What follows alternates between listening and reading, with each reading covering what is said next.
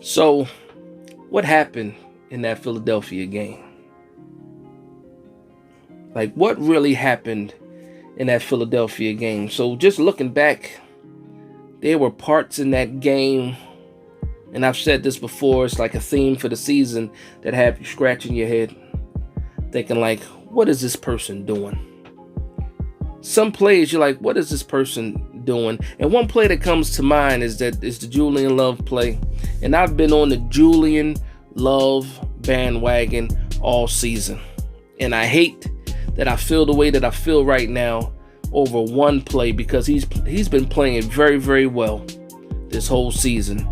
But when you're in the position that he was in to make that type of play, a touchdown is the last thing that should have happened. In my opinion, two things should have happened. You get the flag for knocking DeVonta Smith's helmet off, or you high point the ball, intercept the ball, or deflect it, because that'll probably help you even more, because it was 4th and 7. And I just think about the disrespect of it all, that the Philadelphia Eagles chose to go for it in that part of the game, in that spot. It was 7-0. The defense was giving up long drives, but they were able to get them into a 4th down position, but didn't even think about it. Sirianni, the coach of the Philadelphia Eagles, calls the pass play, and damn it, they got it. And as much as I hate the Philadelphia Eagles, and as much as I hate that coach now, because I like the coach because I like his attitude, I like his swag, I like the tough guy stuff that he does when he's screaming across the field to the other sideline. I like that. But he's still an Eagle at the end of the day, so I can't really like it because I have so much animosity for the Philadelphia Eagles. But at the end of the day, he called the play, gutsy play. Jalen Hurts throws that ball. Julian Love was in the perfect spot to make a play. Darnay Holmes was beat. And they got it. They got it. And you can't say much to that. Then there's another play with the punter. There's another play with the hold from Moreau. And it got ugly quick. 21 points got thrown on the board very quickly. Very quickly. And there was no real coming back from that. Even though we were able to get the touchdown and we got it down to a 14-point lead, you kind of felt that game slipping away right after that muffed punt, whatever you want to try to call it, where they scored on the following play, A.J. Brown, and then A.J. Brown throws the ball at the goalpost right on the Giants sign, and I'm disgusted.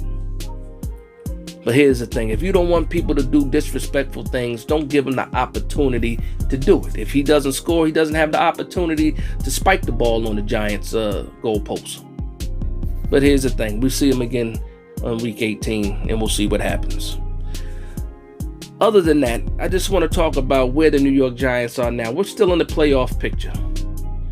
We're playing the Washington Commanders primetime Sunday night. And pretty much this game will decide, who makes it to the playoffs. Outside of some crazy things happening with like Seattle and some of the teams that are on the outside looking in, you can still see a full NFC East playoff picture. But right now, the way I see it is, it's between the Giants and the Commanders fighting for that spot in the wild card. So what I'm doing right now is I'm just thinking, okay, let's focus on this Commanders game because this is the biggest game of the season. I've used the word or the phrase must win a lot in the past couple of weeks. Even so with the other Washington game. So I'm just thinking to myself, this is absolutely a must-win situation for the New York Giants against the Washington Commanders on Sunday night. And what that does for me is it tells me that despite the downslope that the Giants have been on, we still have a chance to turn this thing around with a win against the Commanders. Possibly throwing another win with Minnesota, Indianapolis, or the Eagles, and still have a chance to make these playoffs. And I can separate 2022 from the rebuild process and what the future is going to hold 2023 and beyond. I can separate the two. This year is totally different from what Joe Schoen is planning on doing in the offseason and how he plans on building his team up, for years to come. So I can separate the two. And when 2023 gets here, I will talk about 2023, because this offseason is going to be a roller coaster of emotions. Some of your favorite players won't be here. Some of the players that you think will be here won't be here. And it's just going to be an interesting offseason, and I'm all here for it. And hopefully I can create great content to provide you guys, during that offseason period. I love it, man. I love talking Giants football. It's very, very fun. And like I said, it's what I do. I talk Giants football even before YouTube on a daily basis. Being able to share my thoughts and my ideas with you guys is just something that's special to me, and I enjoy doing it.